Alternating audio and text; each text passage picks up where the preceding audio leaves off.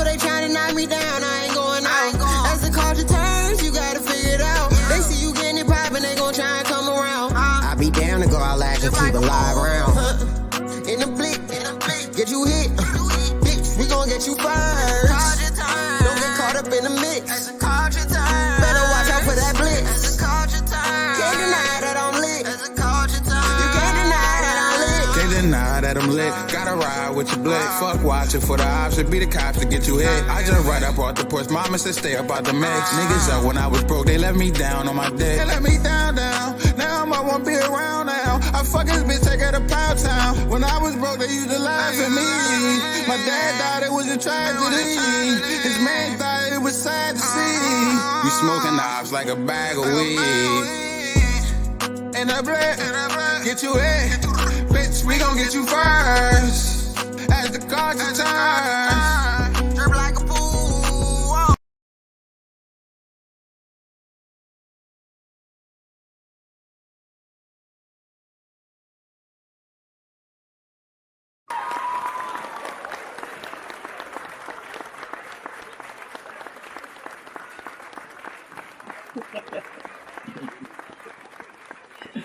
All right, y'all. What's up, everyone? Welcome to As the Culture Turns.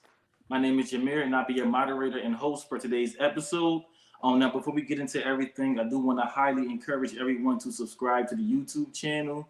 Make sure that you follow us on Instagram at As the Culture Turns, and you like us on Facebook if you're still on Facebook. All right, so before we get into everything and I introduce my contributors, I first want to start the show off with putting something on the screen real quick. And this right here will be our prayer for today. And I'm just going to read what it's saying. It say, Dear God, I submit my mind, will, and heart to you. Help me to see clearly what you plan is for me. Help me to stay close to you always, not living in the past, but pressing forward to new things you have in store for me. In Jesus' name, amen. Amen. Yeah. There we go. All right, so I'm going to introduce my contributors we have for today's episode, but I'll let them introduce themselves. I'll start with you, Dawn. Hey, y'all. I'm Dawn. You can follow me on Instagram at _foreverdawn_. There we go. Hey, All guys. right. Hey guys, this is Courtisha, aka Shank. You can follow me at C_Shank with 2 Ks. There we go. All righty. And I do want to let y'all know that today's episode is actually brought to you by Grow and Flow. Grow and Flow is a local hair company who actually is sponsoring the podcast.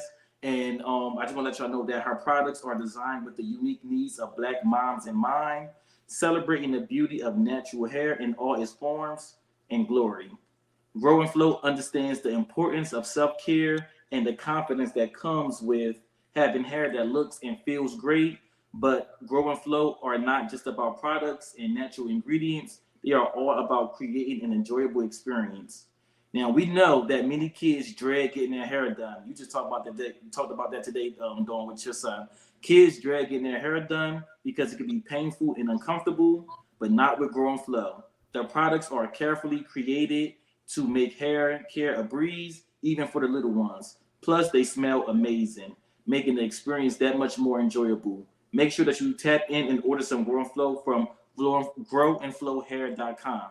Again, that is growandflowhair.com.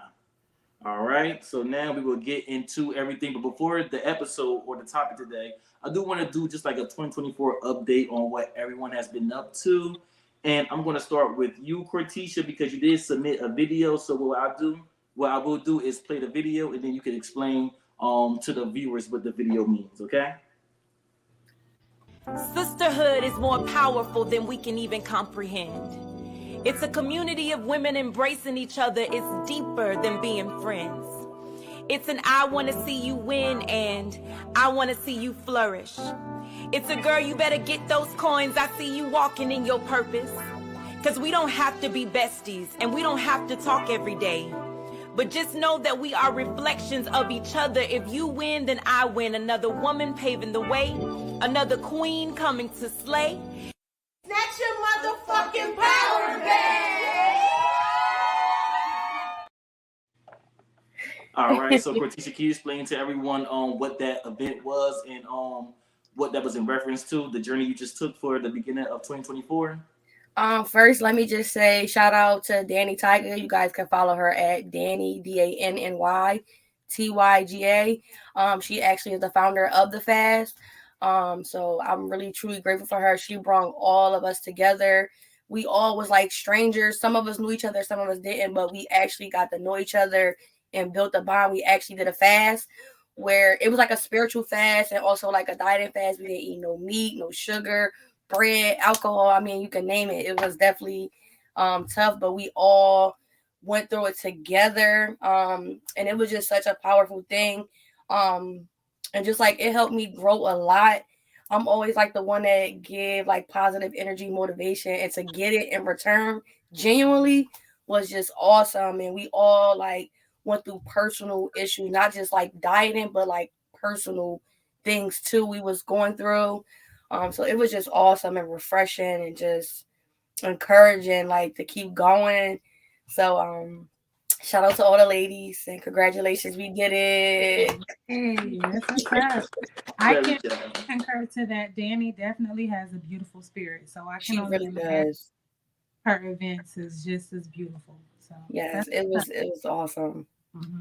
That is good. I'm happy for you and continue to have a great 2024 because I'm going to assume that it's going well for you so far, correct? Yes, because actually like January 1st was and January 2nd was like, I don't know how this about to go for me. And then from here on out, it was like, oh man, it's on. There we go. There we go. Well, congratulations on that. And Thank of course, you. we're going to keep on having a great 2024. You know, may not be perfect, but I just think it'll still be worth it going forward. So Dawn, you actually submitted some pictures. So I'm going to put the pictures up on the screen and you can just tell me how 2024 been treating you so far. So I'll put your first picture up. Yes, this picture was the first day I went to church in a long time. I haven't been to church since I was a little girl. So yeah, that was definitely an eye-opening experience for me because I'm an adult now experiencing church. So it was good. It was fun, and I'm gonna keep going. So that was day one. I went again the second time. This picture, my hair is growing. My hair had never been this long before, so I was excited. And this was my mommy time, so I was trying to straighten my hair and, feel myself a little bit. So I feel you. I I'm see hype you. about the hair growth. That's all about, longevity. This year, my baby will be 4 months and 4 days.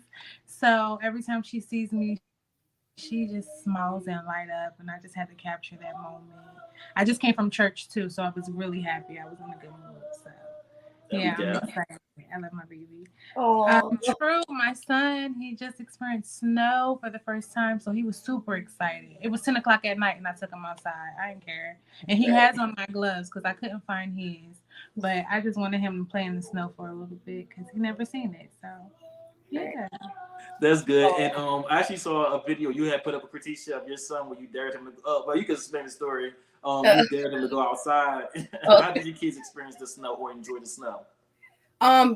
Zeke, he loved the snow like since he was little, so this is like he loved this type of weather. Zach is more like, all right, I seen it, let's go. So he be ready to go. Yeah, it's cold. That'd be cool. I don't like it at all for sure. But that's good, ladies. So at least for me, I'll give my 2024. So I feel like 2024 has started off great for me. It has been a lot of healing. I would say a lot of learning, a lot of re-identifying myself. I do know that last year was like really the best year for me. And I got to a place now where I am trying to move more in a positive direction. I am becoming more in touch with God because last year I did question him a lot. I felt as though like if I'm going through all of these things, not saying that I didn't believe in God, but I was questioning why I was going through the things I was going through. However, I do think that because of where I'm at now, that he has always been with me and he was showing me that I had the strength to overcome the things that I was going through in order to get to this place right now. So I am definitely happy about that. And I also do know that it's like not even the first 20 days in January. So I actually wound up going to a Podcon conference with someone by the name of Wallo. For those that don't know, I'm going to play the video and then I'll explain a little bit more about what inspired me from that event. One thing about us, we come up, we look down, and we keep moving. We do like this. Nigga, listen, let me tell you something. All that stuff is cool to have all that stuff, but you ain't nothing if you're not giving nothing to your people. We go through, the reason we can go through ghettos all across America is because we take care of our people. What the fuck I look like charging y'all for information that I looked on the internet and got? That's what I'm talking about. Like real shit. You know, I seen a couple years go by and a lot of our black people got taken for bad because people was charging them for anything and they ain't getting nothing out of it. So my thing is to try to give y'all something, and I know this information, these people I got, called some of my friends, I said, I need you. They said, all right, I'm gonna come. You know what I mean? So it's like, today I'm gonna give y'all the friends that come. One of them couldn't make it, but he sent me a video, but, jeez, damn. Like, Come on, Wallo. Let's get it, man. listen, the hardest thing for me now is virtual game is to be able to get up for this dude to get up every day. And for us to still be, it's cool to die for a nigga where we come from, but it's better to live for a nigga. Now, for him to have to get up, and I'm trying to battle with trying to talk to this, cuz, come on. And he want to give up because it's like, I do so much for the hood and the hood took my son. That's a fucked up feeling. So I got to try to figure out these new ways to think and tell him shit. Thank you. The sister's up. Thank you. So basically, when I started the Shade Room, I didn't have any money in my account at all. You ain't had no money in your account? No, I was broke. Listen. But you know what I did have? I had a free platform called Instagram. So what happened was, I was spending all my time at that time, because I was unemployed. So I was spending my time on the websites, like, you know, back then it was like Gossip, Media Takeout, all those websites, right? So one of my friends... They was out before you? Media Takeout was out before you? Yeah. I didn't know that shit. You didn't know that? I didn't know. I was in the joint. Oh, okay. My morning show career started here in Philadelphia on 100.3 The Beat. Y'all be saying protect a lot of goofy people at all costs. You really need to protect Wallo at all costs, man, because this man cares. And I give this man his flowers every chance I get because he inspires me. All right, so for those who may be wondering, like, what the hell was that video? I'm going to explain it. So, Wallo had through a free event for like podcasters called Podcon, and it was actually a free event because he does host a podcast called $1 Million Worth of Game. And this is someone who spent 20 years in jail and came back and made no excuses for what he went through. He came home and started getting to it.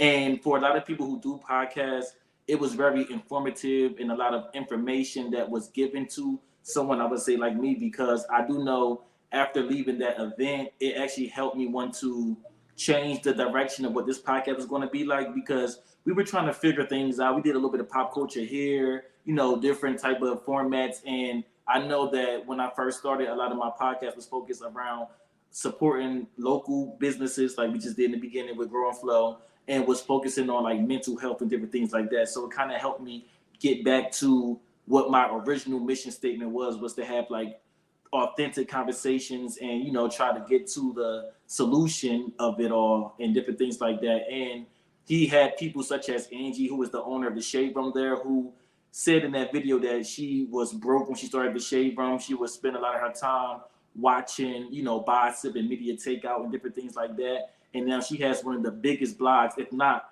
the biggest black blog out there, as well as he had Gilly there, who obviously just went through something with his son being killed.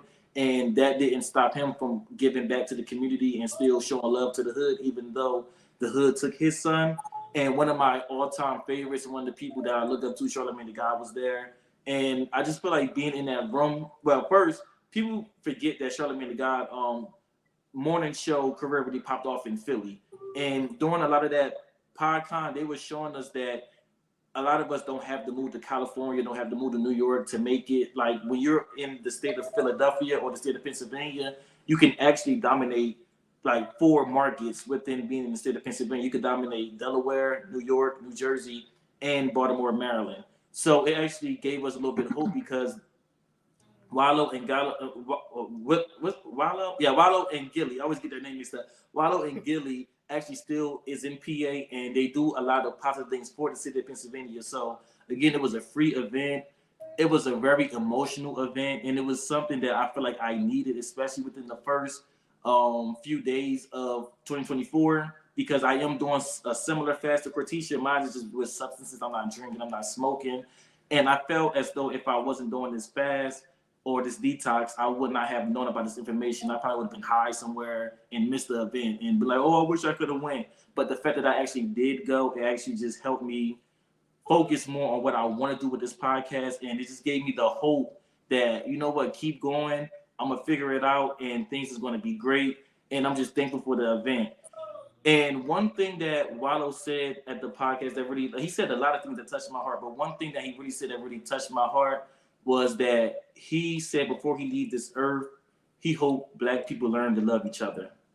And to me, that hit me very deep because I feel like us as Black people, we got love for each other, but I'm not sure if we really love each other. And I'm not gonna, say like us, but us as a whole. Like I really think that sometimes we look for other cultures. We look for love out of other cultures in different communities and everything. So it was just dope that he did that, and he just dropped so much game, and he's very authentic to himself. So I actually just thank Wallo for that experience. I actually got reposted by Gilly and Wallo. So little things like that let me know that people see me, people see what not necessarily see what I'm doing, but like I can feel it in the air. It's just only a matter of time. So it just gave me the courage to keep on going. And I thank you two ladies for even, joining this podcast. I'm not able to obviously pay y'all, different things like that, but I feel like y'all can see the vision as well. And I thank y'all so much for even being willing to donate your time to this podcast, because y'all both are mothers and, y'all take the time away from your kids to do this. So I just want to thank y'all both for that. And I promise once I get right, we're going to be right. I promise. So that's what I learned from that. You're welcome. Thank you for having me. Exactly. Thank y'all. Thank y'all so much. I do appreciate that. Thank y'all. All right, y'all. So today's topic, we are going to discuss something that has been going on in a lot of families. I'm going to put it up on the screen, then I will get right into it. So this on the screen, it says every family has a black sheep. All right, so for those of y'all who are wondering, what is a black sheep? The meaning of a black sheep of the family or a friend group means to be the outcast, odd one out, or unlike the others. One of the hardest realizations that many of us face on our healing journeys is the thought in which we come to realize that we are the black sheep of our family or of our friend group. Now, some common examples that people make themselves out to be the black sheep would be different things such as this. Number one, your parents treated you differently when compared to the way they treated your other siblings. Number two, your mistakes were blown out of proportion or punished disproportionately. Number three, you always have the feeling that you didn't fit in with your family and you did not develop strong connections with them. And number four, when you thrive, get stronger and more independent, you sense your family members' intent on bringing you down or dismissing your achievements. So on today's episode, we will take a deep dive and identify the pros and cons of being a black sheep, and if anyone on the panel feel as though they were the black sheep among their family or their friend group. All right, so I am going to start with you first, Dawn. The first question I want to ask you, number one, have you ever felt like the black sheep among your family or friends? So when I was a kid, yes, I felt like the black sheep, but then it got made up for it, if that makes sense. So I didn't really feel that too much, but my friend group, yes, definitely feel like the black sheep because I'm different. I mean, everybody's different, but I feel like I'm different. I'm more vocal and talkative, and I kind of talk about small details when people kind of just like ignore me or don't hear what I'm saying or don't listen because I'm talking too much. So that makes me feel like, okay, I'm the black sheep. I'm not like everybody else. I'm not as popular or whatever. So yeah, I definitely feel like that in my friend group. But when I moved to Atlanta, I didn't feel like that at all. Like I felt like I was fitting right in when I moved and experienced different people and different attitudes. And You know, I don't know. I guess it's just here in our city. You know, everybody is in a what they call the line, the workers line. You know, when everybody doing the same thing. Yeah, A bubble. literally. Yeah. No, that's good. Now I'm gonna pass the same question over to you, Courtisha, and then I'll add some context to the question that I asked y'all. So, have you ever felt like the black sheep among your friends or family? Not my family. Just more so I'll say like my friend group because I'm like friendly with everybody. And a lot of my friends is like, nah, like we loyal. This is my friend group. I'm sticking to this. I've been friends with them for so long. And I'm like, hey everybody. Like I'm like real cordial. So I felt like I got looked at as fake. I got looked at like, not trustworthy. You So Joe. Joe, all that in a bag of chips, So I definitely was like the black sheep because I was just cool with everybody. That was that. No, that's good. That's good. And Now I'm I'll single as a question. dollar. Like I barely be with people. now I'm the only sheep. Right now I'm the only sheep. Exactly.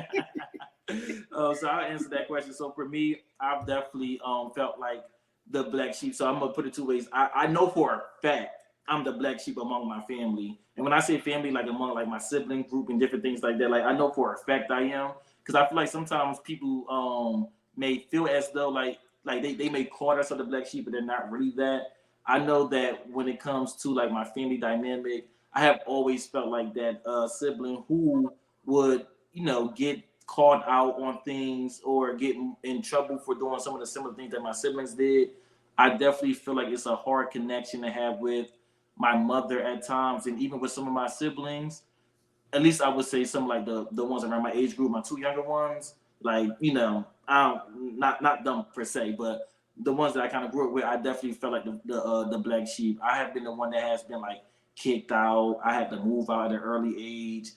I went through a situation where it took me a while to figure out who my real father was, and I grew up thinking another man was my father for a very long time. And I was one of those kids, like you said, Dawn, like I always had questions, always spoke my mind. And I feel like in black culture in particular, you get called like a mouthy little kid or mind your business. And for me, I was just always someone who knew how to express themselves. And I feel like maybe that was the reason why I kind of was the black sheep, because I feel like my other siblings kind of got in line. They knew how to just, take, I'm not gonna say take my mother for who she is, but they knew like just not to get on her bad side too much. For me, I felt like I got on her bad side because I was very expressive and different things like that. Now, when it comes to my friend group, I feel like I self-identified as the black sheep because I feel like I took the trauma from being a black sheep within my family and I just identified myself as that within my friend group. So I feel like it's like kind of half and half because I do think two things could be true at the same time. I feel like in some aspects I was the black sheep, but I was the black sheep because I made myself the black sheep, if that make any sense, So I think when it comes to my friends, I was always different, always wanted more out of life. Like you said, Dawn, I always did things like I traveled. I didn't want to just sit in the city the whole time and just, sit around Jones all the time. Like I wanted more out of life. And I feel like the people I was hanging around with didn't want more out of life. Or if they did, they didn't know how to show it. So I know for me, I definitely am the black sheep within my family and within my friend group as well. Not so much now, I would say, because now I feel like I know my worth within myself and I'm not that same scared little kid or that timid little kid that I once was growing up. But right now, I definitely try to align myself with people who have similar interests or have like similar goals, because having that feeling of being a black sheep sometimes can be a very lonely place. You can feel like you're weird, you can feel isolated, and you just feel like you don't belong and you question your purpose on this earth. So for me, I definitely did identify with that for sure. All right, y'all. So we're going to take it a little bit deeper, okay? So I want to put this up on the screen right here. And this right here says the power of being the black sheep of the family. All right. So I do want to identify some pros and cons to being a black sheep. Well, first, I want to ask you all. I'm going to start with you first, Courtisha.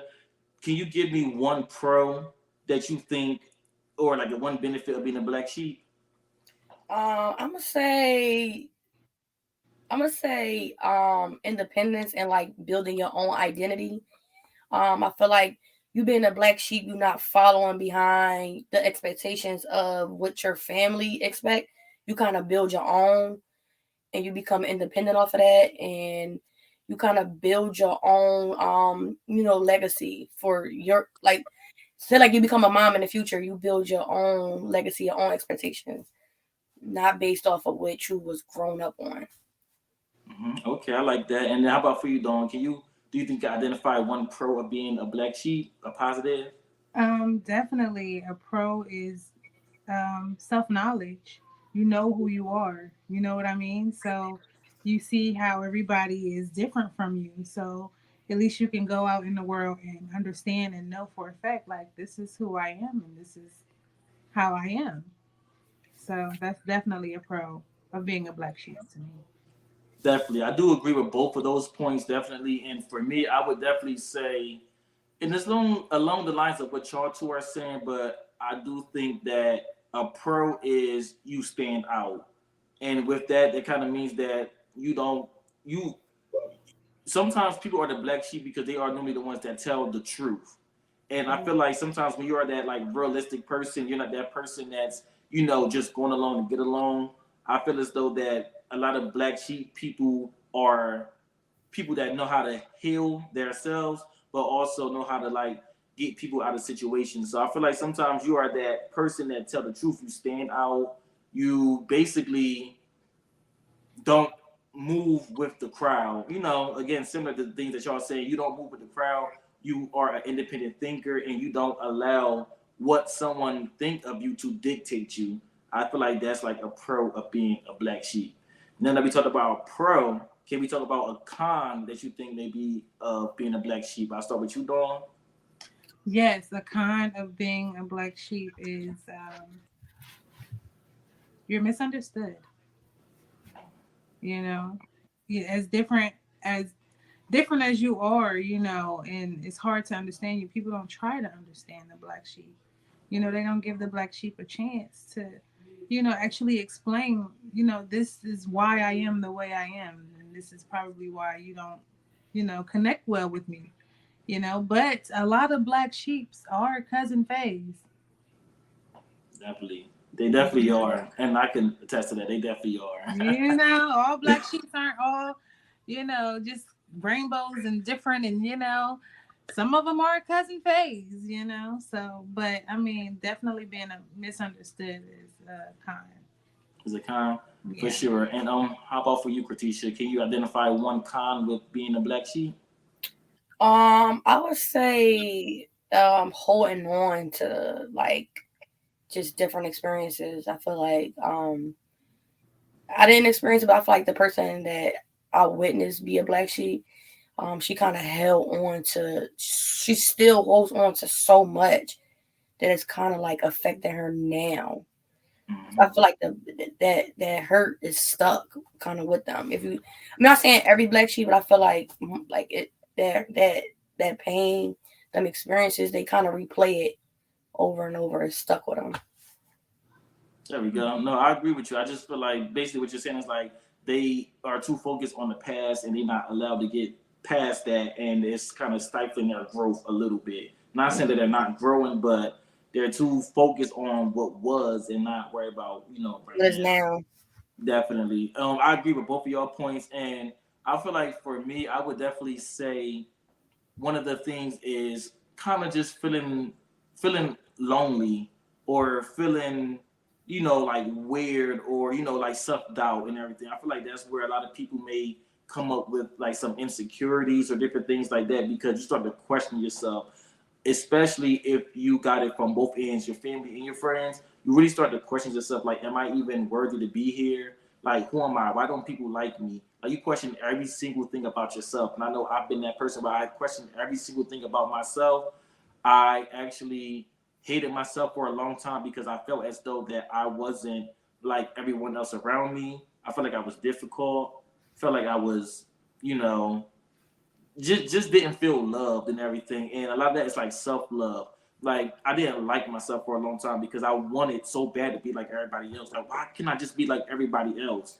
And obviously there was a reason why I wasn't like everybody else. And it didn't take me till I got older to realize that there was some positive things within being a black sheep, because when you go through things in life and you don't have nobody to express it to, and you're kind of just like holding it in, I just feel like it just create that self-doubt. And unless you are strong enough to get yourself out of that, I feel like you will forever drown in that. Like sometimes I would give myself the times to feel sorry for myself, but I know now not to let myself drown in those thoughts, because I feel like those thoughts would actually take you down, and it would keep you quote unquote black sheep, and you don't know how to elevate or how to identify the positives of being a black sheep. So I would definitely say that those are one of my things. So I definitely do want to give people who are feeling like the black sheep some power of being a black sheep within the family.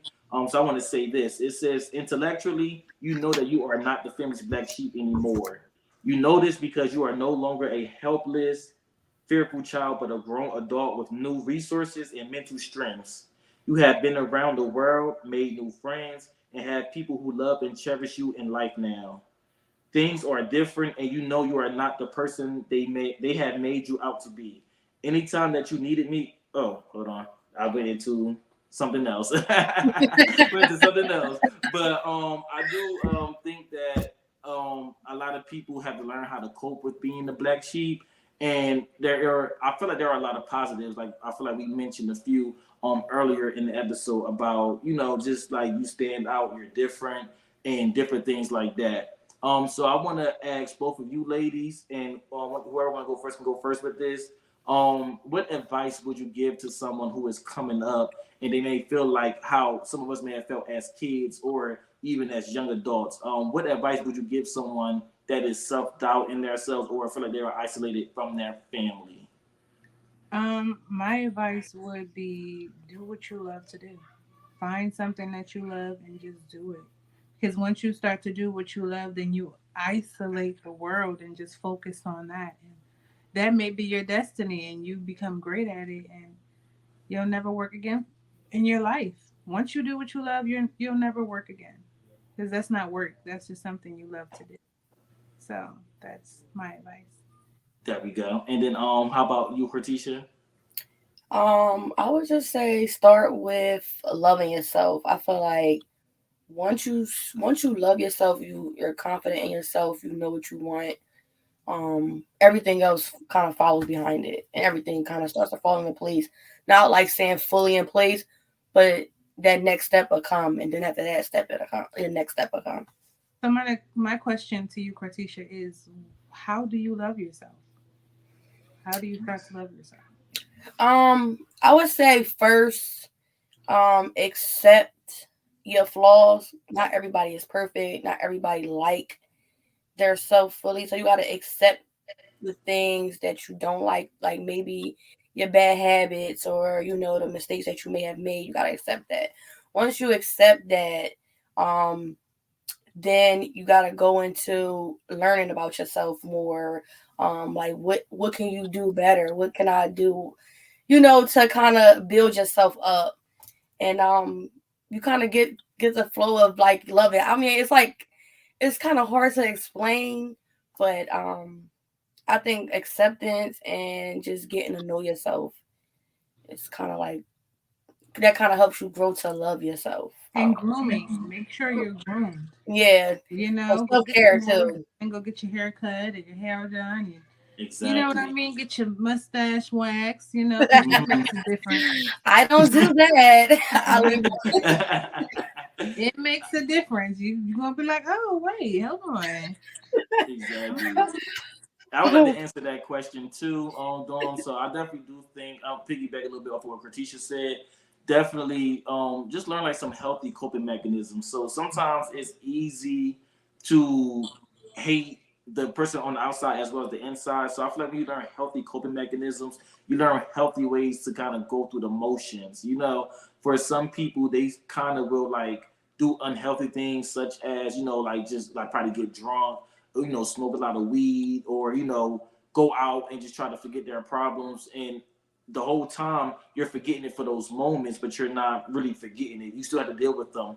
eventually, so I feel like learning healthy coping mechanisms, talk to yourself, give yourself some affirmations. Like, you have to speak life within yourself, because if you don't, then life is really going to take over and it's going to pass you by, and you don't want to be like 40 and be like, oh my gosh, I never learned to love myself, so I definitely think just taking the time to get to know you, like the authentic you, the flaws and alls. Learn, identify the things you don't like about yourself, and work actively to try to change those things. And the things that you do love about yourself, just work twice as hard to remain loving those different things about yourself. Because again, I feel like it's so easy. I'm reading a book right now called My Anxiety Playing Shook Ones, My Anxiety Playing Tricks on Me. And it really shows you how your own conscious mind or unconscious mind will play against you. And you have to be conscious enough to not listen to that devil on your shoulder, but listen to the angel on your shoulder, because I feel like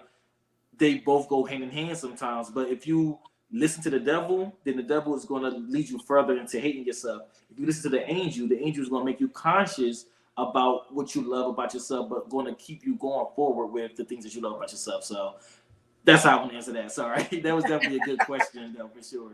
That was. Dawn, I wanted to go to something you said, because earlier, like a few weeks ago, I kind of did send y'all the questions about the black sheep, and something you said kind of stood out to me. I wish I put it on the screen, but I'm going to read it. You had said, I believe if your family makes you out to be the black sheep, you should no longer give access to those people. It's better to surround yourself around people who value and enjoy your presence. Now, what do you think about people who may feel like, well, my family is all I got? Like that's my family. I can't let them go. Like, why do you think people should not give access to those people if they make them feel like the black sheep? Well, because it's affecting your energy, it's affecting your emotions and your attitude. And you know how you go by day to day. You're not going to wake up happy. You're going to wake up around people who don't like you. So, you know how you can get friends who feel like family? Do that. Find people who are like you. Find pages. There's pages on Facebook, Instagram, TikTok, where people who are just like you. Connect with those people. It's a lot of people out here who are willing to connect with strangers and just hang out, go out and talk, and group text, whatever, to send those affirmations to make you feel good about yourself. You don't have to be around people who do not like you. You don't. Family or not. Like, move on. Wish them well. Never hate them. But just move on. You don't have to be around them. Definitely. And I feel like nowadays, because like so much weird stuff going, like people are so weird nowadays that a lot of people are so scared to interact with strangers.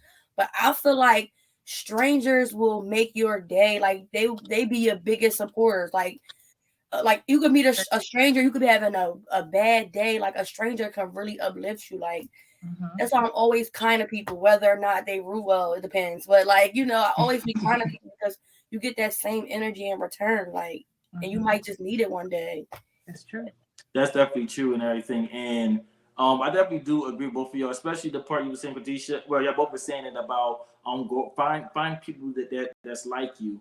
I remember back in like 2018, I had joined, like, how people was like joining these companies that were like Herbalife or different things like that. I had went with this company called Market America. It was like shop.com. And I remember like wanting to get away from the particular friend group I was with. And I just wanted something more out of life. And they were, even though we were doing business together, like they were showing me things outside of my little bubble that I was stuck in, So I remember going to like different conferences and where everybody literally wanted to like better themselves, and they would make you do things such as like you had to get up in front of like people and tell them what your why was. Because first they wouldn't even tell you had to do this stuff. They're like, oh, come to a little event or whatever. And then, anybody that's new at the event, you have to get up in front of all these people you do not know and explain to them who you are, why you there, and what's your purpose in life, or what do you want to fulfill within your life. And I feel like I've seen this quote before. They say like some people fear public speaking more than death. So I feel like when it comes to like doing public speaking, it kind of forces you to kind of, face your fears head on and everything, because a lot of people are scared to speak in front of people So when I joined or went around with them people, I learned a lot of knowledge. And I feel like a lot of that set the foundation for me to start my podcast because I knew that I wanted to do something like this, but it was always something that I had within my mind and I did not allow myself to like do it. So when I went to different things such as like Chinese boot camp where I learned how the Chinese people actually keep their money within their own communities. I went to a lot of different conventions that had people such as like Lala Anthony there, Fat Joe, Jamie Foxx and different things like that. Like it kind of put me like I just went to that podcast conference. So it was like a conference, but they were like speaking life into you. Even though the goal was to sell products, which we did, it was deeper than that, you know, and even though I disconnected from that, I will always remember that will always be a pivotal time in my life because I literally met these people at like Panera Bread one day, and within like the next 2 days, I'm going to Ocean City, Maryland with them. And I don't know these people from a can of paint, but it was something that I had to do to make myself uncomfortable. I'm real big on when you're comfortable with life, make yourself uncomfortable so you can grow a little bit. I'm real big on that because if you don't, then I feel like you're stagnant and you just stifle yourself and you don't grow at all. For sure. So I do have some more advice for people who feel like the black sheep. I'm put up on the screen. And if you ladies want to comment on it, feel free to comment on it. If you agree with it, if you disagree, please let me know because you know I love that. All right. So this right here say, most black sheep of the family become self-healers. They break their generational curses, their fear, guilt, and shame, and start their own lineage. And this right here is again showing people the benefits or the power of being a black sheep in the family. This next one says, the black sheep of the family bring new life to the family tree. Also, I have the black sheep is sometimes the only one telling the truth. And I also have this one right here where it says, there are times in your life when you realize that no matter what you do for some people, it will never be good enough. The question is that your problem or theirs? Oh. You know? And the last one I have, it says, it takes nothing to join the crowd. It takes everything to stand alone. And I wanted to put those things up on the screen because I want to make sure that whoever is watching this podcast, if you do feel that way, trust me, you are not alone. A lot of people feel that way. Some people are, again, actually the black sheep. Some people self-identify that way.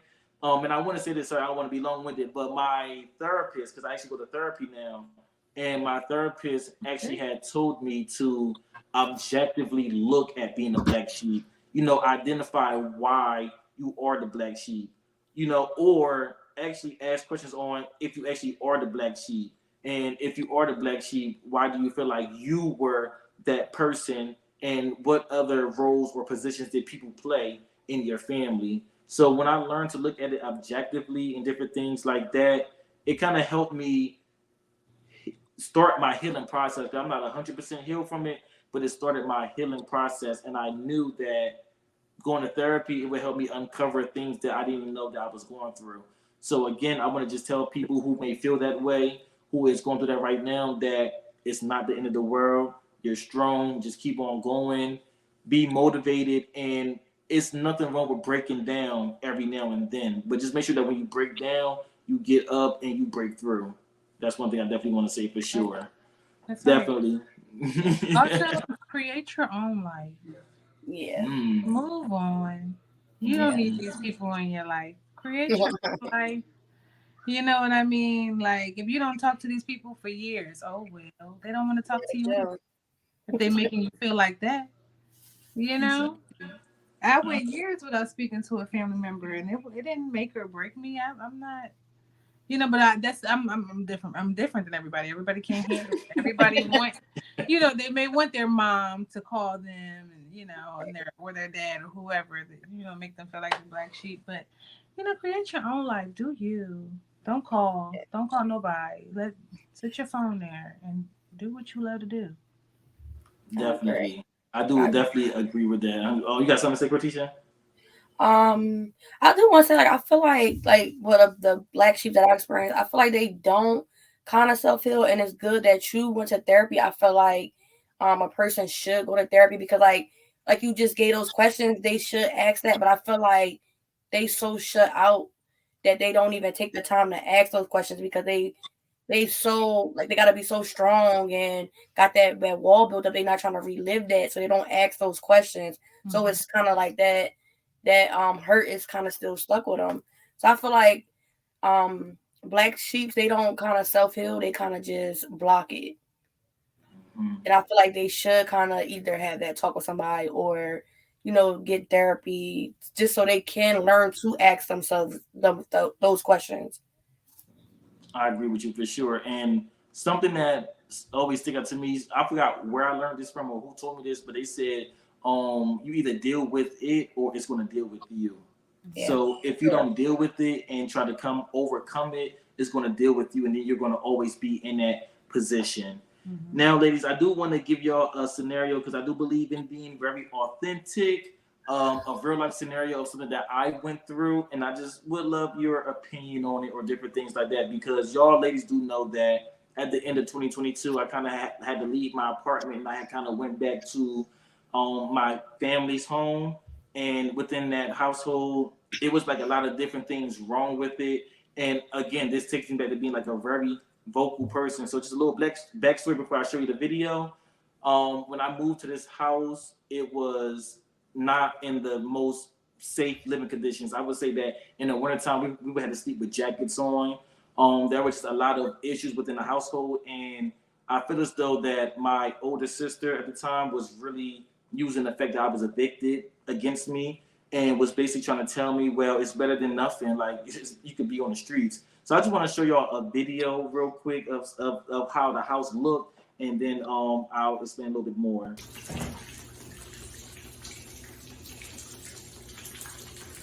Our whole living room is damn near in a puddle. Like, no, come on, y'all, this needs to be fixed. So as y'all can see, the whole house was in a puddle, and I was someone, again, I'm very vocal. I'm not scared to speak my mind. So I feel like a lot of my family didn't know their worth. They felt as though like, okay, like, you know, like I don't want to agitate the landlord. And as soon as I got there, I called the local inspection people, because that's what you do. I feel as though that if you're paying someone monthly rent, you deserve to live in a habitable house. I wasn't willing to accept that. And I always I got called difficult for that. And even me posting that video and different things like that, it kind of resulted in my mother blocking me from social media and just her phone number. And this is me being very authentic, not trying to bash her, but she blocked me because I decided to like show the living conditions. It resulted in my sister having a conversation with my mom, and she didn't even have a conversation with me, and she just took her word for it. And then it got to the point where I was constantly getting threatened with being thrown out and saying, well, if you don't like it, you can leave. You don't like it, you can leave. And I refused to live in such conditions like that. And it really hurt my feelings, the fact that because my therapist helped me realize that I don't see someone that was difficult. I see somebody that realized that his family deserved better than that.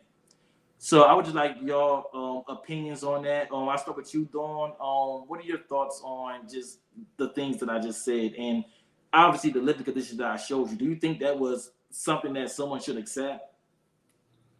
First of all, the first person would have been on the phone was definitely the landlord, because that's unacceptable. You can't live like that. Nobody can live like that. If you're paying rent, you know, what would the landlord say? I'm confused. Like, why would anybody accept that? Like, it's literally raining in the house. Exactly. And it's funny because I texted the landlord, right? Because I went straight to the landlord. And her response to me was, I'm not no fucking Peter Pan. I can't appear overnight. And I was showing my family what she was saying. And all they kept telling me was, you making it worse. You making it worse. And I'm like, how fucking worse can it get? At this point, I might as well be living outside. So because I was very vocal, I kind of got painted with that difficult label. And I was making situations worse. That sounds like when you at a restaurant and you complain about your food. And keep asking, you know, excuse me. But that's me. You know what I mean? If I'm paying for something, I want it to be right. I don't care what time it is, I don't care what it is. If I'm paying for it, I'm working for it. Oh, you better come out here. I'm calling the news. News will be out here before you. Who first? Who first? Or you gonna pay for us to stay in the hotel till you get it fixed? Because you ain't getting no rent until it's done. Exactly. And for the landlord to even say it like that, like that was so unprofessional. Yeah, like, that was very do unprofessional. you live like that? Like, is your house Exactly. doing that? No. Like, that's not cool. And I'm paying you my money every month? No.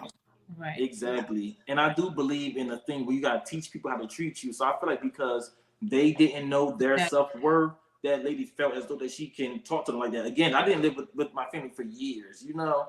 I didn't live with them for years. And I want to clarify, like, my mom got her own house. So this wasn't like my mom's house. This was a house she left us, and my siblings kind of took it over, and my brother was locked up. So if he was home, he wouldn't have put up with that. So I was basically there to kind of replace him and kind of implement that role. But I do think you got to teach people how to treat you, because if you don't know your self-worth, then someone is not going to try to put you, try to meet you where you at, or even give you what you deserve. So I know for me, I had to be comfortable with the fact that, you know what, I did what I could. And the way my therapist had me looked at it, I see a young man who knew that his family deserved better. There's no way I should go to a house and only one burner is working on the stove. We're sleeping in a house with coats on. Like, to me, that was completely unacceptable. So you know. what was the result? Did they get it fixed, or? And so it would be like a little small temporary fix. So the person who was repairing the house is like my mom's husband.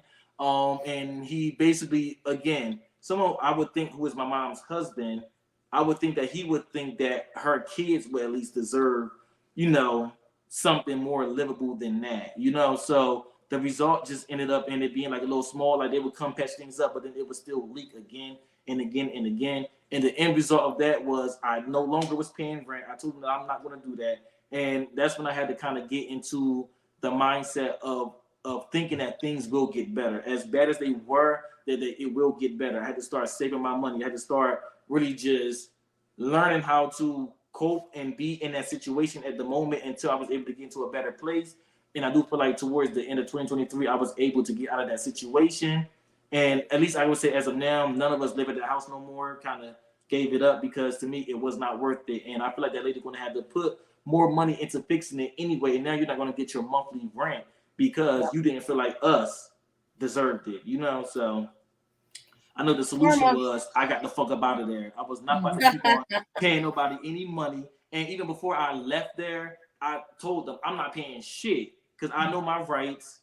I told her, listen here, you want to play that game? Because then that's when your name not on the lease. Oh, that's fine. I'll just keep calling the town shit. I'm going to do what I got to do, because at the end of the day, this is not right and this is not what my family deserves, So I definitely just want to be vulnerable for a second and bring up that personal moment, because I do feel like, again, the way that the end result in that situation was that I'm no longer in contact with my mother or with my older sister. And again, it's not to bash them, but it's to be very honest and understand that, listen here, if you think I was wrong for making sure that my niece was in a habitable place to live, then I would rather be wrong, because listen here, I'm not going to sit here and let someone who is supposed to be making sure that we're in a good house not do nothing and get free money. So I definitely just wanted to put that down and just, be vulnerable for that. But now I'm in a much better place. Things elevated. Right. And I know there was nobody but God. So I always thank him for that and just thank God that I'm in a much better place. So now, you had something to say?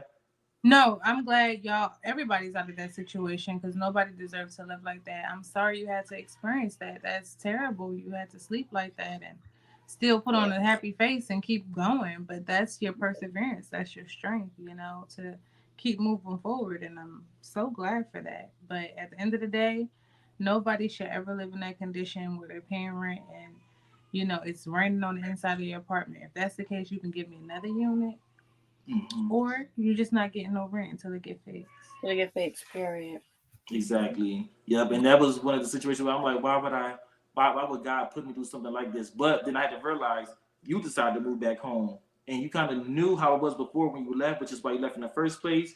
But I feel like I had to go through those necessary things to get to where I'm at now. So it's not like no hate in my heart. It's just a lot more disappointment for like the end result. But I learned to be okay with that, because at the end of the day, I knew that I did what was right, So for anybody who may be in similar situations, I just want to encourage you and let you know that if you stand up for something that's right, again, Martin Luther King did that. People was, telling him, oh, you're crazy for doing this. Like if you don't stand up for something, you'll fall for anything. That's one of the old sayings that people say. So before we do get out of here, I do have like a segment that we are able to squeeze in where we kind of just going to create a playlist for people who may be going through things. And this segment is called the soundtrack to my life. So for this week, I'm actually going to recommend a song for someone who I think, if they're going through a bad time, I know that this song particularly helped me during my situation last year. And I would say this is the song Rihanna Rehab. And I do think originally the song is like about a relationship, but I was able to self-identify with some of the lyrics and understand that the lyrics had like such a different meaning for me. I'll identify my lyrics, then I'll let Courtisha go, and then I'm not sure, but Dawn, if you want to go, you can go as well. So the thing that, at least the lyric that stood out to me, because obviously we can't play the song, but we'll get copyrighted. A part of the song, she said, "The only problem is that you was using me." No, hold on. I'm sorry. Here we go, right here. Sorry. Let's see. Things are different now. All right, here we go. Anytime that you needed me, I'd be there. It's like you were my favorite drug. The only problem is that you was using me in a different way that I was using you. But now that I know it's not meant to be, you gotta go. I gotta wean myself off of you. And the reason why that kind of stuck to me, because I feel like I had to go to rehab for my family. I feel like when I was around them, it was an unhealthy drug that I was around. And it's kind of hard to do that because your family is people that you grew up with. You inherit them by default. And to kind of feel like you got to go to rehab from the people that you're supposed to love can be a very lonely and a very scary thing to do. But I feel like it was necessary. And I know a lot of last year, I would listen to that song on repeat, like every single day. And it would just help me get through things. It would help me, get the emotions out and just help me just cope with what I was going through. And I remember at the time I was smoking a lot. And I would literally like just smoke, just so that I could go to sleep. I could wake up, it could be the next day and I can go to work. So I know that those lyrics right there identify with me because I do feel like I'm learning how to wean myself off of them. And sometimes it's hard because you sometimes want to relapse, but I know it's not healthy to relapse. Mm-hmm. So Courtisha, do you have any lyrics that stood out to you within that song? Yes. Which is crazy. I had like totally forgot. I didn't forget about the song, but I haven't listened to it. So you took me back to that. Oh my God, like high school, like younger, like, I was like, dang. But mine was next time you want to go on and leave, I should just let you go and do it. Cause now I'm using like I bleed. And that kind of stuck with me because like I kind of like things that happen, and then I'll be like, oh, it's okay, I forgive, and then we'll be good, and it happens again until I'm at the place where I'm broken, like I'm bleeding, and now I'm just in pieces. So I just kind of feel like that lyric kind of stuck with me. I'm like, is dang, this a song? Yeah, it's the song. Okay. Yeah. I didn't probably stand to the beat though. No, you're fine. No. Yeah, no. I was so just it's like, now. Oh, you had to like think. So now I'm just like, when things happen and I know it's not good for me and I shouldn't accept it, I need to just you should just go on. Like, let me just let that go. And that goes not just with relationships, but like friendships too. Like, I'm actually starting to get to that place, like, with people. I feel like people just, they know I'm so nice and like I'm just so forgiving. They just like, oh, she'll get over it, and they're like, "What's up, girl?" or how you doing? Trying to come back into my life, and then it's like I'm like, "Oh, what's up, bless?" But now I gotta have that like, nah, just go on, like, and leave it there, So that kind of that lyric got stuck to me. There we go. And did anything identify with you doing within the lyrics of that song or the song in general? Rehab. So what I think about the song is you're pretty much obsessed with someone enough where you have to go get help to get away from them. And that's a red flag because you shouldn't feel that way about any person, in my opinion, but the song can interpret in any way, not just a person, but Right. It's like I checked in the rehab and baby, you're my disease. Like that's toxic. Okay. But yeah, that's literally that's the only words that really stick out for real in the song when I listen to it. Mm-hmm. And But, that's good. Yeah.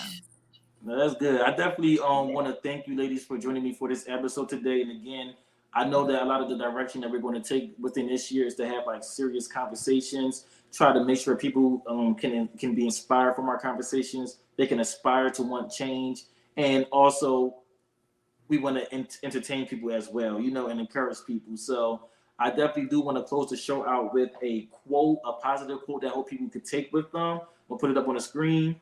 And it says, if you're reading this right now, you survived 100% of your worst days. Keep going. Those better days you've been working towards, they're just up ahead. They were waiting on you. So again, anyone who is feeling down, anyone that don't feel like they are worthy, we want to tell you that you are worthy. Keep on going, and those better days are ahead. So before we get out of here, I definitely do want to again let y'all drop your Instagram. Well, I did drop it at the beginning of the show. So do you have any like matter of fact, y'all drop this, so I'm going to give mine. My Instagram is at Jermir, JERMIR3_. I want to highly encourage everyone to follow As the Culture Turns again on Instagram and As the Culture Turns. Please subscribe to the YouTube channel. Just hit that subscribe button. And again, make sure that you stay tuned for more content just like this. And I want you to have a good day on purpose. Yes. Yes.